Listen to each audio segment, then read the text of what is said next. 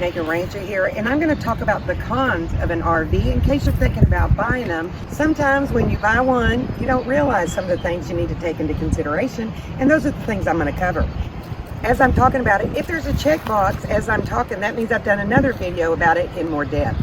So let's get going, listing some of those items that I have found as a woman in a motorhome are challenging, starting with the cost of ownership. So I'm assuming that, of course, you're either going to have to get a loan or pay cash for your RV, and hopefully you're going to get insurance for it. And of course, depending on what organizations that you want to join, it's a little different than car ownership. There's also the cost of upkeep, because you are literally in a moving building that is shaking all the time. Might be just a little screw coming out, or it might be a whole curtain coming down, or drawers that don't close anymore. And you think, well, it's brand new. Are they going to fix it? Well, one issue might be that customer service at many of the places are not as helpful as you want them to be, because in your mind, you put a lot of money into this thing.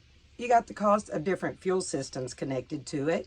Gasoline, diesel, and propane. Where in the world are you going to find a place to get any of those things?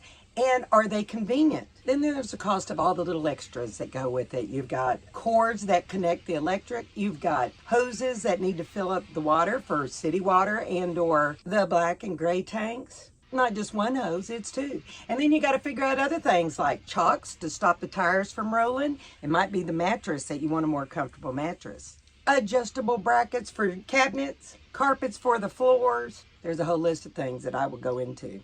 Driving such a large vehicle is different. You've got to learn the laws of the city, being in cities where the lanes are narrow and the truckers are driving right next to you, but both your mirrors are sticking out. It's nerve-wracking.